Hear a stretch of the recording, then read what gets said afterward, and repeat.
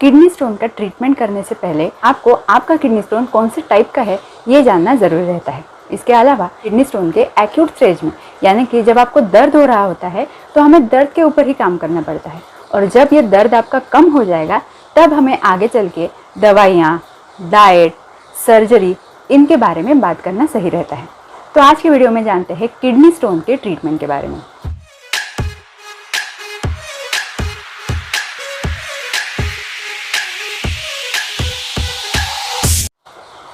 मैं हूं डॉक्टर सोनल, और इस वीडियो में सबसे पहले बात करेंगे कि जब आपको दर्द हो रहा होता है तब किडनी स्टोन की ट्रीटमेंट क्या रहती है। किडनी स्टोन का जो दर्द होता है वो अक्सर अनबेरेबल होता है, और ऐसी कंडीशन में पेन किलर्स का उपयोग करना बहुत ज़्यादा ज़रूरी हो जाता है। अब एक पेन किलर जो है वो ओरली लेने से भी अक्सर फ़ायदा नहीं होता है, तो हमें पेन किलर के इंजेक्शंस का ही इस्तेमाल करना पड़ता है।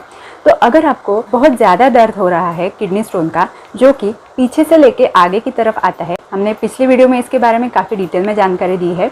आप किडनी स्टोन्स के रीजंस का जो हमारा वीडियो है उससे जाकर चेकआउट कर सकते हैं। वो दर्द आपको हो रहा है तो आपको बिना डिले किए डॉक्टर के पास जाना है, और कुछ इंजेक्शन से आपका दर्द कम हो जाएगा। जनरली इंजेक्शन के पहले डोज के बाद ही पेशेंट को काफ़ी अच्छा रिलीफ महसूस होता है, और बाद में वापस इंजेक्शन लेने की ज़रूरत नहीं पड़ती है। अगले 3 से 5 दिनों तक आपके डॉक्टर्स आपको पेन किलर की टैबलेट एडवाइस कर सकते हैं। इस दौरान आपको आपका एक अल्ट्रासाउंड सोनोग्राफी करना है और आपका स्टोन एग्जैक्टली कहाँ पे है ये पता करना है। इसका रीज़न ये है कि अगर आपके स्टोन की वजह से आपके किडनी में यूरिन जमा हो रहा है, जिसे हम हाइड्रोनेफ्रोसिस कहते हैं, तो ऐसी कंडीशन में आपको अर्जेंटली आपके स्टोन के ऊपर इलाज कराना पड़ेगा और वो स्टोन वहाँ से हटाना पड़ेगा। नहीं तो ये हाइड्रोनेफ्रोसिस ज़्यादा बढ़ने की वजह से आपके किडनी के फंक्शन के ऊपर भी असर हो सकता है। इसीलिए जब भी आपको एक्यूट अटैक आता है स्टोन के पेन का, उसके बाद आप सोनोग्राफी एक बार ज़रूर कीजिएगा। दूसरी बात, अक्सर एक्यूट अटैक के बाद कहीं ना कहीं थोड़ा ना थोड़ा यूरिन जो है वो स्टैग्नेट यानी जमा हुआ रहता ही है, और उसके लिए एंटीबायोटिक लेने की ज़रूरत भी आपको पड़ सकती है। तो ये तो हो गया एक्यूट अटैक के मैनेजमेंट के बारे में। अब हम बात करेंगे कि इसके बाद आपको क्या करना है। आपने सोनोग्राफी कर लिया, उसमें आपको स्टोन का साइज़ पता चल जाएगा।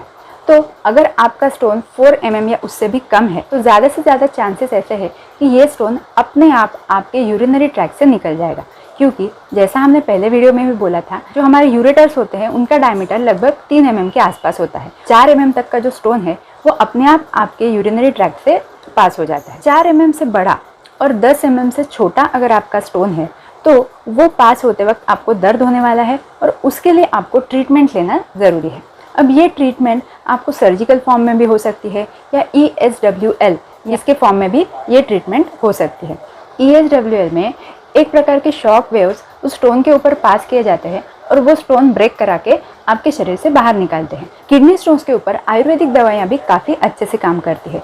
तो अगर आपका स्टोन 4 mm से लेकर 10 mm के बीच में है तो आप ज़रूर आयुर्वेदिक दवाइयों का भी सहारा ले सकते हैं। स्टोन के लिए हाइड्रोथेरेपी का इस्तेमाल भी किया जाता है। हाइड्रोथेरेपी का मतलब आपको बहुत ज़्यादा पानी पीना होता है, आपको IV फ्लूइड्स के सलाइंस भी ढेर सारे चढ़ाए जाते हैं, और उसके बाद आपको यूरिन साफ होने के लिए कुछ इंजेक्शंस दिए जाते हैं, और उससे आपका स्टोन जो है वो धुल जाता है। ऐसा एक ट्रीटमेंट का स्ट्रैटेजी है, तो इसका इस्तेमाल भी स्टोन में किया जा सकता है। तो अब नेक्स्ट सवाल ये आता है कि आपको अगर स्टोन है तो आपको क्या सर्जरी करवाना चाहिए या नहीं करवाना चाहिए। तो सबसे मेन बात, वो तो स्टोन के साइज़ के ऊपर डिपेंड करता है। 4 mm से कम है तो अपने आप निकल जाएगा, 4 से लेकर 10 mm के बीच में है तो आप सर्जरी के अलावा जो अल्टरनेटिव ट्रीटमेंट्स है उनका इस्तेमाल ज़रूर कर सकते हैं। जब आपका स्टोन 10 mm से भी ज़्यादा बड़ा है तो उसके लिए आपको कोई ना कोई सर्जिकल इन्वेंशन करने की ज़रूरत पड़ सकती है। खास करके ये स्टोन जब आपके किडनी में है और आपके किडनी के फंक्शन के ऊपर असर कर रहा है, या फिर इस स्टोन की वजह से आपको बार बार यूरिन इन्फेक्शन की परेशानी हो रही है, आपका यूरिन तैयार होना या तैयार हुआ यूरिन बाहर निकलना, इनमें से किसी भी चीज़ में अगर इस स्टोन की वजह से कोई भी प्रॉब्लम आ रही है तो स्टोन का आपको सर्जरी करना पड़ेगा, और वो भी काफ़ी इमरजेंसी में करना पड़ेगा। कभी कभी ऐसा हो जाता है कि किडनी में एक बहुत बड़ा स्टोन रहता है जिसे कि हम लोग स्टैगहॉर्न कैल्कुलस बोलते हैं, और इसका कोई छोटा सा पीस निकल के सामने की तरफ आ जाता है, और वो अटकने की वजह से पेशेंट को दर्द होने लगता है। तो ऐसी कंडीशन में जो टूट के आया हुआ टुकड़ा है वो भले ही स्मॉल साइज़ का हो, लेकिन जो किडनी में स्टोन है जो काफ़ी बड़ा है वो निकालना ज़रूरी हो जाता है और उसे सर्जरी के अलावा कोई ऑप्शन नहीं है। जो भी आपके डॉक्टर्स आपको जिस टाइप की सर्जरी एडवाइस करते हैं वो आप ज़रूर कर सकते हैं। अब आते हैं सबसे मेन पॉइंट की तरफ और वो है डाइट। तो जैसा मैंने पहले बोला, स्टोन के टाइप्स जानना ज़्यादा ज़रूरी है। 4 टाइप्स मेन होते हैं, उसमें भी सिस्टीन के जो स्टोन होते हैं वो काफ़ी रेयर होते हैं। 10 से 15 हज़ारों में एक को ये स्टोन होता है। यूरिक एसिड का जो स्टोन होता है उसकी ट्रीटमेंट के लिए आपको यूरिक एसिड कम करना पड़ेगा, उसके लिए कुछ टैबलेट्स रहते हैं। इसके बाद जो मेन स्टोन्स ज़्यादातर लोगों में पाए जाते हैं वो होते हैं कैल्शियम ऑक्सैलेट के स्टोन्स और फॉस्फेट के स्टोन्स। तो कैल्शियम ऑक्सैलेट के जो स्टोन्स है वो अक्सर कम साइज़ के रहते हैं, यानी कि जैसे मैंने बोला 4 mm, 5 mm, 7 mm, 10 mm, ये स्टोन अक्सर कैल्शियम ऑक्सैलेट के रहते हैं। वहीं पे फॉस्फेट के जो स्टोन है वो स्टैगहॉर्न कैल्कुलस रहते हैं, यानी कि काफ़ी बड़े होते हैं। ऑक्सैलेट स्टोन्स मेल्स में ज़्यादा पाए जाते हैं, स्टैगहॉर्न कैल्कुलाई जो है वो फीमेल्स में ज़्यादा पाए जाते हैं। ऑक्सैलेट स्टोन्स में डाइट, आपका लाइफस्टाइल, इसका रोल ज़्यादा होता है। वहीं पे फॉस्फेट के जो स्टोन्स होते हैं उसमें यूरिन इन्फेक्शन ये इंपॉर्टेंट रहता है। ऑक्सैलेट का स्टोन धीरे धीरे करके बढ़ता है, इसीलिए उसकी साइज़ छोटी रहती है और तभी वो डिटेक्ट हो जाता है। लेकिन फॉस्फेट का स्टोन अगर एक बार बन गया तो वो काफ़ी जल्दी बढ़ता है और इसीलिए जब डिटेक्ट होता है तभी उसका साइज़ काफ़ी बड़ा रहता है।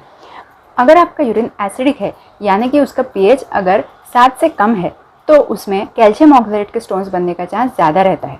वहीं पे अगर आपका यूरिन अल्कलाइन है तो उसमें फॉस्फेट के स्टोन्स बनने का चांस ज़्यादा रहता है। आपको एसिडिक यूरिन कराने वाले फूड्स की लिस्ट, आपको अल्कलाइन यूरिन कराने वाले फूड्स की लिस्ट और न्यूट्रल फूड की लिस्ट हमने इस वक्त स्क्रीन पर डिस्प्ले की हुई है। आप इसे ज़रूर चेकआउट कर सकते हैं और चाहिए तो स्क्रीनशॉट बना के भी रख सकते हैं। तो ये जो मैंने डिफरेंस बताया, इसके अनुसार आपको ये तो अंदाज़ा आ गया होगा कि आपका स्टोन किस कैटेगरी में आता है। तो अगर आपका स्टोन पहले टाइप का है, यानी कि कैल्शियम ऑक्सैलेट टाइप का है, तो उसमें सबसे मेन चीज़ होती है आपके डाइट में ऑक्सैलेट का प्रमाण कम करना। अब ऑक्सैलेट कौन कौन सी चीज़ में है, चलिए जानते हैं। Rhubarb, spinach, strawberries, chocolates, whole wheat के products, almonds, peanuts, beet root, हर प्रकार की चाय, टर्मरिक का ज़रूरत से ज़्यादा इस्तेमाल, green vegetables, grapes, coffee, cold drinks, beef, cashew nuts, tomato, इनमें भी ऑक्सैलेट का जो प्रमाण होता है वो ज़्यादा रहता है। तो ये सारी चीज़ें आपको अवॉइड करना है। इसके अलावा जैसे हमने पहले वीडियो में भी बोला था कि आपको आपके डाइट में कैल्शियम जो है वो एडिक्वेट रखना है। कैल्शियम एडिक्वेट रखने की वजह से कैल्शियम ऑक्सैलेट जो है आपके डाइजेस्टिव ट्रैक्ट में ही बन जाएगा और बाहर निकल जाएगा। तो आपको यूरिन में ऑक्सैलेट कम जाएगा और ऑक्सैलेट और कैल्शियम का स्टोन बनने की टेंडेंसी भी कम हो जाएगी। कैल्शियम के अगर आपको सप्लीमेंट लेना है तो कभी भी आपको आपके खाने के साथ ही उसे लेना है। विटामिन D3 का सप्लीमेंट लेना आप अवॉइड कर सकते हैं, क्योंकि इससे कैल्शियम का एब्सॉर्प्शन ज़्यादा बढ़ता है और ज़रूरत से ज़्यादा कैल्शियम फिर यूरिनरी ट्रैक्ट से बाहर निकालेगा तो वापस आपको स्टोन होने की संभावना है। विटामिन C जो होता है वो भी आपका यूरिन थोड़ा सा एसिडिक होने में मदद करता है और एसिडिक यूरिन की वजह से कैल्शियम ऑक्सैलेट के स्टोन्स बनते हैं। इसलिए विटामिन C भी आपको मॉडरेटली ही यूज़ करना है और विटामिन C के सप्लीमेंट्स भी जितना हो सके अवॉइड ही करना है। अगर आप चाय पीना चाहते हैं तो चाय में ऑक्सैलेट ज़्यादा रहते हैं, इसीलिए ब्लैक टी से अच्छा है कि आप चाय में दूध डाल के ही चाय पिए।